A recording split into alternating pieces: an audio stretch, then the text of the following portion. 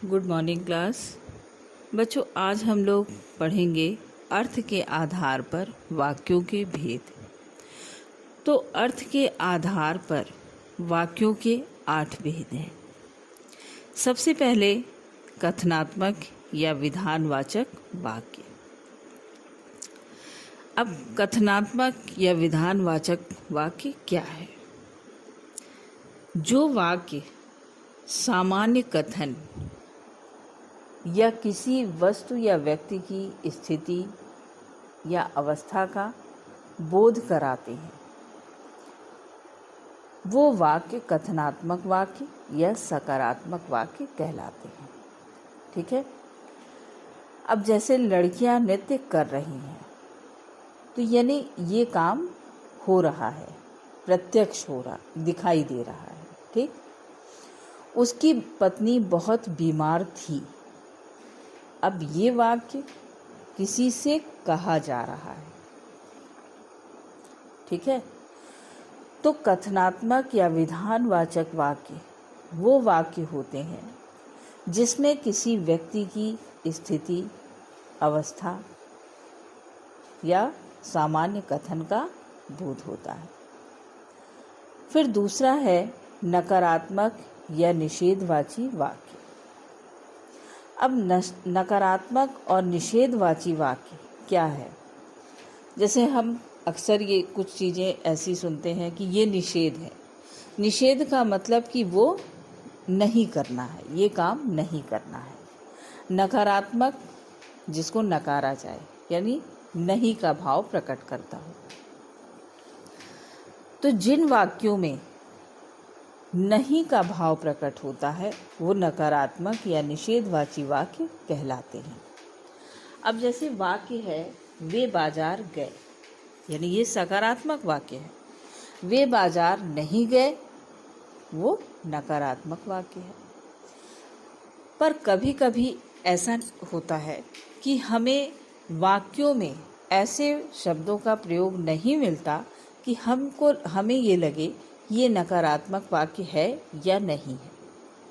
सामान्यतः वाक्यों में नहीं, ना, मत शब्दों का प्रयोग किया जाता है। ठीक।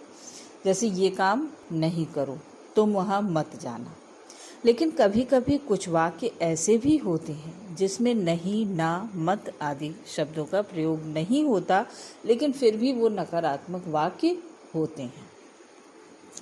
जैसे हमने ये कहा कि मैं ये काम क्यों करूँगा। ठीक। यानी इस वाक्य में नहीं का ही भाव प्रकट हो रहा है। मैं तो अब यह काम करने से रहा, अब तुम मुझे क्यों पूछोगे। तो इन वाक्यों में आप देख रहे हैं कि नहीं शब्द का प्रयोग नहीं किया गया है, लेकिन फिर भी ये वाक्य नकारात्मक भाव को ही प्रकट कर रहे हैं, यानी नहीं के ही भाव को प्रकट कर रहे हैं। फिर आज्ञार्थक या विधिवाचक वाक्य। आज्ञार्थक यानी आज्ञा देना, आदेश देना। निकल जाओ कमरे से बाहर, तुम वहां जाकर बैठो। तो ये वाक्य आदेश का भाव प्रकट कर रहा है। ठीक। किसी को आज्ञा दी जा रही है। कृपया पत्रोत्तर शीघ्र दे, शाम तक जरूर आ जाना। ठीक है। या मेहरबानी करके आप बाहर बैठिए। तो इसमें आप देख रहे हैं कि ये वाक्य आज्ञा के भाव को प्रकट कर रहे हैं। अब प्रश्नवाचक वाक्य। प्रश्नवाचक वाक्य की सामान्यतः पहचान विराम चिन्हों से लगती है। ठीक। जैसे प्रश्नवाचक विराम चिन्ह होता है, समझ रहे हैं? तुम्हारा नाम क्या है। ठीक। क्या वह आगरा जा रही है, क्या उसने झूठ बोला था, क्या आप मुझसे नहीं मिलेंगे। ठीक। ऐसे वाक्य जिनमें कोई प्रश्न पूछा जाए, ठीक है, वो प्रश्नवाचक वाक्य कहलाते हैं। फिर इच्छावाचक वाक्य। इच्छावाचक वाक्य इन वाक्यों में वक्ता अपने लिए या दूसरों के लिए किसी न किसी इच्छा के भाव को प्रकट करता है। ठीक, जैसे काश आज बारिश हो जाती, ये हमारी इच्छा है। या आज तो कहीं से पैसे मिल ही जाएं, ये हमारी इच्छा की बात है। आपकी यात्रा शुभ हो, ठीक, यानी ये हम अपनी इच्छा से ये कह रहे हैं। ठीक, इसमें हमारे मन के भाव का पता चलता है ऐसे वाक्यों में। आपकी यात्रा शुभ हो तो हम किसी दूसरे के लिए ये भाव प्रकट कर रहे हैं। फिर संदेहवाचक वाक्य, ऐसे वाक्य जिनमें संदेह का भाव हो, ठीक, जिसमें डाउट हो। जैसे शायद आज बारिश हो, अब बारिश हो या नहीं होगी ये हम कैसे कह रहे हैं? कुछ ऐसा अनुमान हमें दिख रहा है या कुछ ऐसा अनुभव हम कर रहे हैं जिसके कारण हमें ये संदेह हो रहा है कि शायद आज बारिश हो सकता है आज धूप ना निकले। ठीक, ये भी हमें संशय के भाव को प्रकट कर रहा है।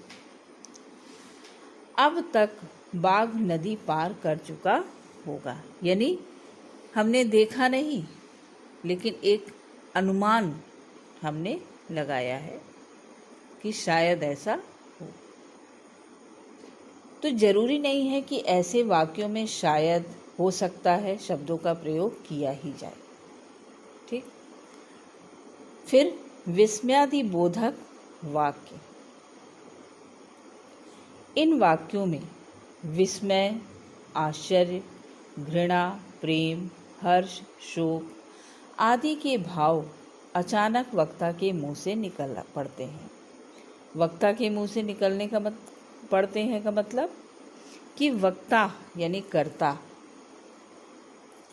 ऐसे भावों को प्रकट करने के लिए कुछ ऐसे शब्दों का प्रयोग करता है जिससे आश्चर्य, घृणा, प्रेम, हर्ष, शोक आदि का भाव वाक्यों में आता है।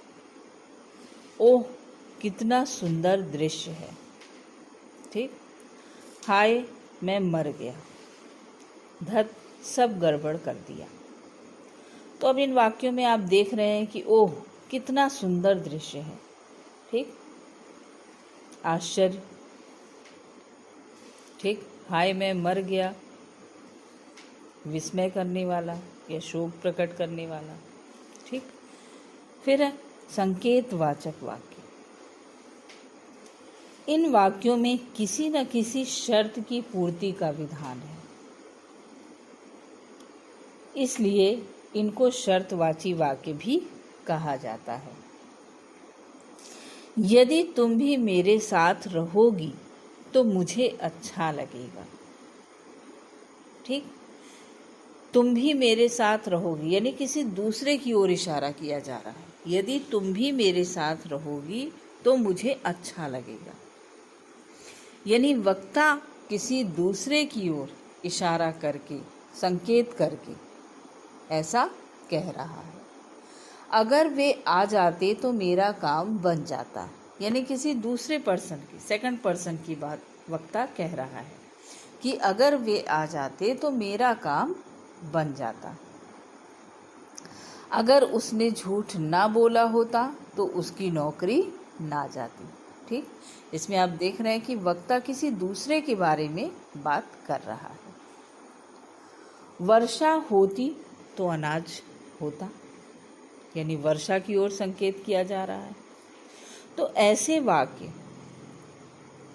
जिनमें किसी न किसी शर्त की पूर्ति का विधान हो, ठीक, जैसे वर्षा होती तो अनाज होता। अब इसमें शर्त का भाव प्रकट हो रहा है कि वर्षा होती तो अनाज पैदा होता।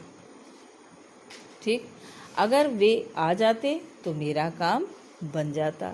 यदि तुम मेरे साथ रहोगी तो मुझे अच्छा लगेगा। ठीक है, तो इन वाक्यों में शर्त का भाव प्रकट हो रहा है और वक्ता किसी दूसरे की ओर इशारा कर रहा है। तो इस वीडियो में आपने अर्थ के आधार पर वाक्यों के भेद को समझा। ठीक, अब अगले वीडियो में हम कुछ वाक्य ऐसे आपको देंगे जिसको आप उसके भाव के अनुसार उसके भेद बताइएगा। ठीक, कि वो वाक्य किन भावों को प्रकट कर रहा है।